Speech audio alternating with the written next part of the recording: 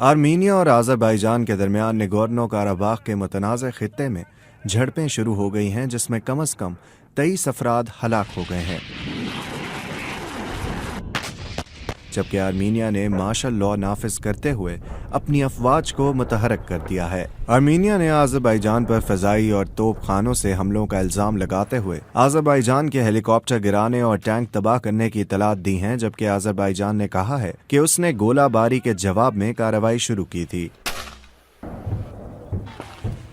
واضح رہے کہ ناگورنو کاراباخ کا خطہ بین الاقوامی سطح پر آذربائیجان کا تسلیم شدہ حصہ ہے، لیکن سن 1994 میں ختم ہونے والی جنگ کے بعد سے اس کا کنٹرول نسلی آرمینیائی باشندوں کے پاس ہے۔ آرمینیا کے مغرب میں ترکی، شمال میں جارجیا اور مشرق میں آذربائیجان واقع ہے۔ تو جھڑپیں آخر کیسے شروع ہوئیں؟ آرمینیا کی وزارت دفاع نے آذربائیجان پر متنازع علاقے میں آباد عام لوگوں کی بستیوں کو نشانہ بنانے کا الزام عائد کیا ہے۔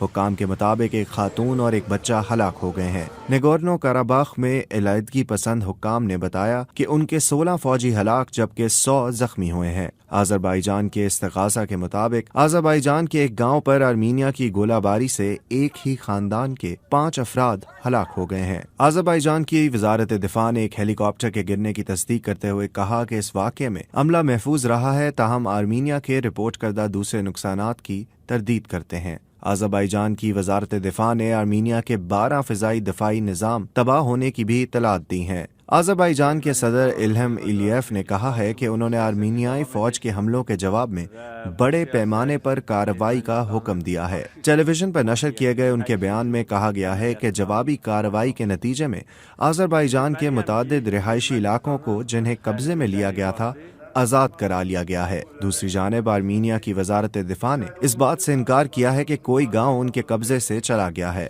آرمینیا اور آذربائیجان کے درمیان سن 1980 کی دہائی کے آخر میں لڑائی شروع ہوئی تھی، جو کہ سن 1991 میں مکمل جنگ کی شکل اختیار کر گئی تھی۔ سن 1994 میں ہونے والی جنگ بندی سے پہلے اس لڑائی میں ایک اندازے کے مطابق 30,000 افراد ہلاک ہوئے تھے۔